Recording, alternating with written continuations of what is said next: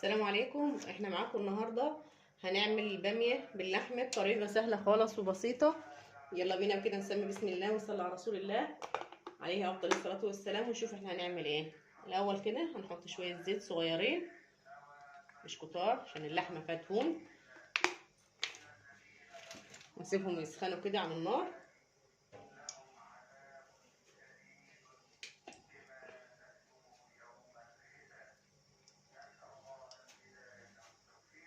ماشي كده الزيت سخن، هننزل باللحمه معانا اهي كده تاخد ايه صدمه.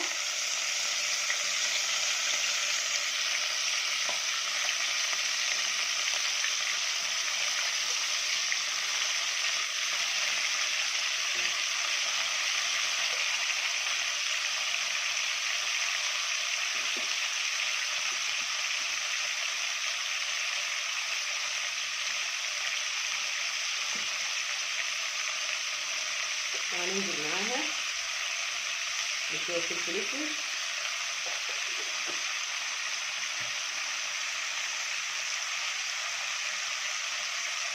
ورشين لورا، ونقلب ده كويس مع بعض كده.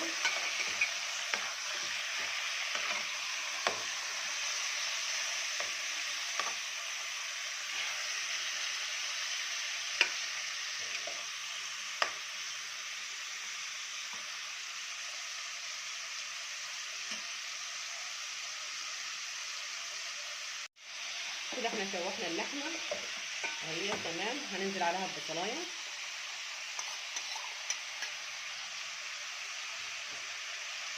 ونقلب كويس مع بعض.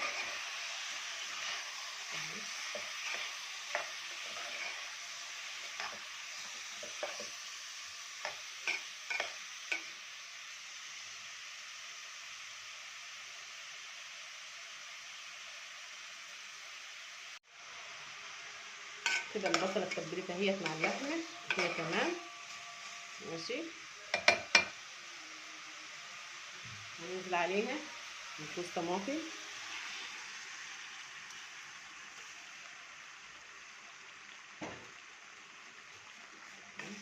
نقلب كده مع بعضه.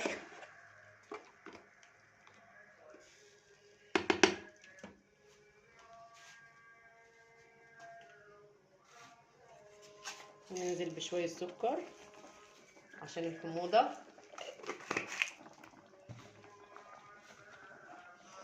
ماشي كده تمام،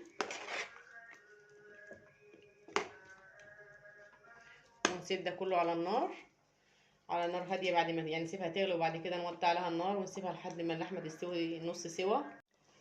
احنا كده اللحمه هي بقت معانا اكتر من نص سوا. هننزل عليها بالباميه اهي. الباميه كده كانت متفرزه، فهننزل ونسيبها تفك براحتها. الحيه المتفرزه لازم من الفريزر على الحله على طول، ما تطلعش وتستنى ماشي كده تمام. وهنحط لها كمان نص جرنشات حراق معاها ماشي، وهنحط شويه كمون عليها اهي.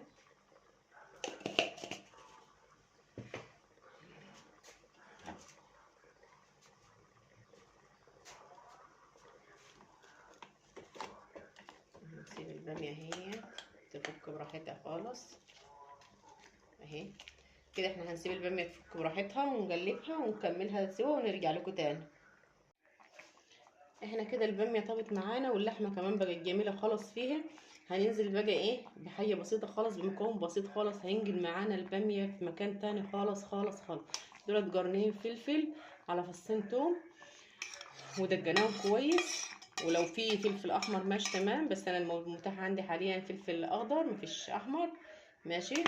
فكده هنقلبها كده مع بعضها وتاخد كمان غلوه واحده بس، وهي مش محتاجه اكتر من كده.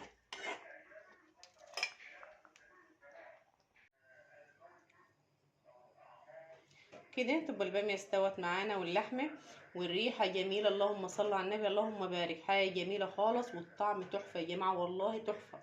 الثوم بالفلفل نقل معانا الباميه في مكان تاني خالص خالص خالص. هي كده مش محتاجه اكتر من رز بشعريه اللي بيحب ياكل بالرز، او عيش اللي بيحب ياكل بعيش. وبألف هنا وشفا، وبتمنى يا رب تجربوها وتقولوا لي ايه رأيكم في الكومنتات.